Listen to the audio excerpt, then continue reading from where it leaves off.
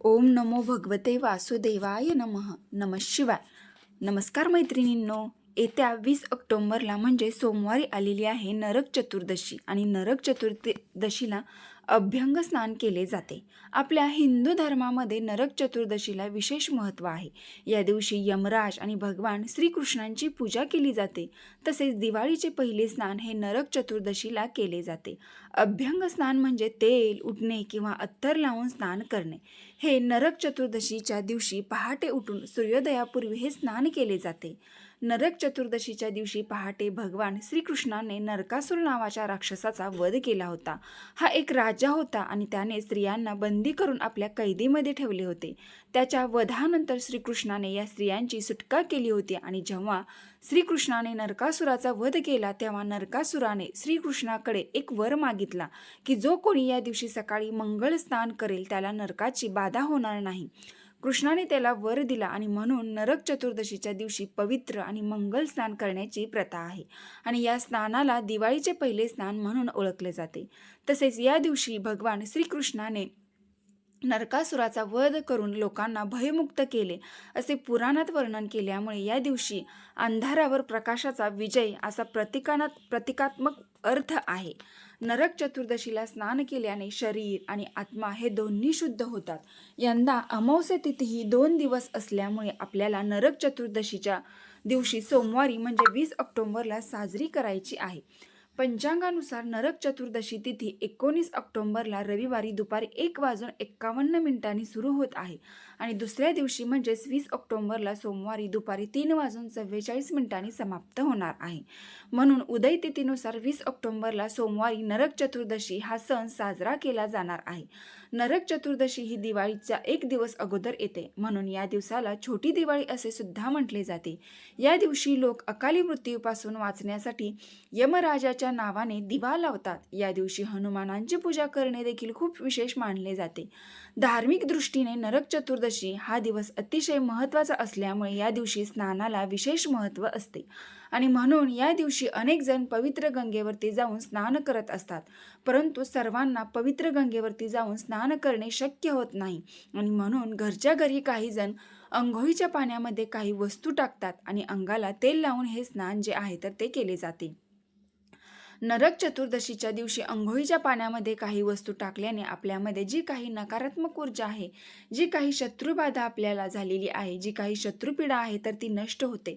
माता लक्ष्मीची कृपा ही आपल्यावरती प्राप्त होते आणि आपल्यावर धनवर्षाव करते. त्यामुळे आपले संपूर्ण गरिबी आणि दरिद्रता ही देखील नष्ट होते. या वस्तू तर आपण अंघोळीच्या पाण्यात टाकल्या तर आपल्या प्रत्येक कामात यश मिळते. तर अशी कोणती वस्तू तुम्हाला आहे जी नरक चतुर्दशीच्या दिवशी अंघोळीच्या पाण्यामध्ये टाकायची आहे? याबद्दलची संपूर्ण माहिती आज मी या व्हिडिओमध्ये तुमच्यासोबत शेअर करणार आहे. त्यामुळे तुम्ही हा व्हिडिओ स्किप न करता शेवटपर्यंत नक्की पहा. आज व्हिडिओमध्ये मी तुम्हाला जो उपाय सांगणार आहे तर हा उपाय घरातील प्रत्येक व्यक्तीने करायचा आहे. ही जी वस्तू मी तुम्हाला सांगणार आहे ती ही वस्तू घरातील अगदी लहान मुलांपासून ते मोठ्यापर्यंत सर्वांनी अंघोळीच्या पाण्यामध्ये टाकायचे आहे. अभ्यंग स्नान हे फक्त वर्षातून एकदाच केले जाते, ते म्हणजे नरक चतुर्दशीला. अभ्यंग स्नान हे नेहमी करावे, परंतु सर्वांना ते शक्य होत नाही, म्हणून किमान दिवाळीच्या दिवशी नरक चतुर्दशीला हे स्नान घरातील प्रत्येक व्यक्तीने करणे अतिशय महत्त्वाचे मानले जाते. हे स्नान केल्याने वाईट शक्तीचा आपल्यावरती कोणताही परिणाम जो आहे तर तो होत नाही. आपल्यामध्ये जी काही नकारात्मकता आहे, जी काही वाईट शक्ती आहे, आपण जी काही वाईट कर्म केली आहेत, जी काही पाप केले आहेत, म्हणजे जी काही आपल्याकडून चुकून माकून पापे किंवा चुका झाल्या असतील तर ती संपूर्णपणे या स्नानाने नष्ट होत आहेत. तर संपूर्णपणे या स्नानाने नष्ट होतात. जर आपल्याला एखादी शत्रुबाधा असेल, शत्रुपीडा असेल, शत्रूंचा आपल्याला वारंवार त्रास होत असेल, शत्रूमुळे आपल्या प्रगतीमध्ये अडथळे येत असतील किंवा सतत तुम्हाला आर्थिक अडचणी येत असतील, आलेला पैसा तुमच्याकडे टिकत नसेल, सतत तुम्हाला पैशाच्या अडचणी येत असतील, पैसा हा कोणत्या कारणाने तुमच्या घरातून हातातून निघून जात असेल, लक्ष्मी तुमच्यावरती प्रसन्न आहे परंतु तुमच्याकडे स्थिर नसेल, तर ही एक वस्तू तुम्ही अवश्य अंघोळीच्या पाण्यामध्ये तुम्हाला टाकायची आहे. कारण काही दिवसांचं महत्त्व हे खूप जास्त असतं. म्हणजे योग्य तिथीला केलेले उपाय, सेवा ही आपल्याला पूर्ण फळ देऊन जाते. आपल्या पूर्ण प्रगतीवर या गोष्टी खूप परिणाम करत असतात. आणि नरक चतुर्दशीला हे स्नान केल्याने सर्व वाईट शक्ती, वाईट कर्म, आपल्या आयुष्यामध्ये ज्या काही वाईट संकट अडचणी सुरू आहेत तर त्यातून आपल्याला मुक्तता मिळत असते. आता हेच ना आपल्याला सूर्योदयाच्या आधी उठून करायचं आहे, कारण शरीर आणि मन दोन्हींसाठी अत्यंत शुभ असतं. यावेळी वात आणि सत्गुण सक्रिय असतात. ध्यान, प्रार्थना आणि स्नानासाठी हा वेळ अत्यंत उत्तम वेळ आहे. आयुर्वेदात तसेच आध्यात्मिक पुराणात असे सांगितले आहे की ब्रह्ममुहूर्त उत्तिष्ठेत सर्वास्थो रक्षणामायुष, म्हणून पहाटे ब्रह्ममुहूर्तावरती उठून तुम्हाला हे स्नान करायचं आहे. सूर्योदय होण्यापूर्वी तर या दिवसाचा अभ्यंग स्नानाचा शुभ मुहूर्त असणार आहे. पहाटे 4:56 ते 6:08 तर या वेळेमध्येच आपल्याला हे स्नान जे आहे तर करण्याचा जास्तीत जास्त प्रयत्न करायचा आहे. आणि जर या वेळेमध्ये नाही शक्य झालं तर जेव्हा तुम्ही स्नान करणार आहे तेव्हा तुम्हाला ही वस्तू अंघोळीच्या पाण्यामध्ये टाकायची आहे. कारण नरक चतुर्दशीच्या दिवशी सूर्योदयापूर्वी स्नान केल्याने भगवान श्रीकृष्णांची कृपाही प्राप्त होते असे म्हटले जाते. आणि म्हणून हे स्नान करण्यासाठी तुम्हाला सोमवारी सकाळी लवकर उठायचं आहे. उठल्यानंतर ना तुम्ही हात जोडून ओम नमो भगवते वासुदेवाय नमः हा मंत्र म्हणायचा आहे. भगवंताचे आभार मानायचे आहेत की त्यांनी आपल्याला हा दिवस दाखवला. अभ्यंग स्नान शरीर शुद्धीचा संस्कार तीळ तेलाने किंवा तुपाने संपूर्ण शरीराला या तेलाने मालिश करावी, कारण तेल उष्णतेचे प्रतीक आहे. ते शरीरातील वातशमन करून त्वचेला पोषण देते. तसंच हळद, बेसन, चंदन, गुलाबजल यांचे उटणे लावा. हे तत्वशुद्धी, रक्तशुद्धी, मनशुद्धी या तिन्ही गोष्टी साध्य करतो. अभ्यंग आरेचिन्नत्यम सहज जराश्रमवात हत. यानंतर तुम्हाला अंघोळीचं पाणी काढायचं आहे. अंघोळीचं पाणी काढताना अगदी कडकडीत पाणी घेऊ नका, कोमट पाणी तुम्हाला घ्यायचं आहे. आणि जर तुम्ही या दिवशी अंगाला उटणं लावणार असाल तर ते अगोदर तुम्हाला सर्वप्रथम संपूर्ण अंगाला उटणं लावून घ्यायचं आहे. यानंतर तुम्हाला अंघोळ करताना अंघोळीच्या पाण्यामध्ये 2 हिरवी वेलची टाकायची आहे. यामुळे माता लक्ष्मीचा आशीर्वाद हा आपल्यावरती प्राप्त होतो. आणि यासोबतच आपल्याला 1 चमचाभर गाईचं दूध टाकायचं आहे, कारण नरक चतुर्दशी ही सोमवारी आलेली आहे आणि या दिवशी अभ्यंगाचा प्रारंभ सुद्धा होणार आहे. म्हणून या दिवशी सोमवती अमावस्या सुद्धा असणार आहे. म्हणून सोमवती अमावस्याला अंघोळीच्या पाण्यामध्ये दूध टाकून स्नान करण्याला विशेष महत्त्व दिले जाते. म्हणून आपल्याला 1 चमचाभर गाईचं कच्चं दूध टाकायचं आहे. हे गाईचं दूध अंघोळीच्या पाण्यात टाकल्याने आपल्याला मानसिक शांती मिळत असते.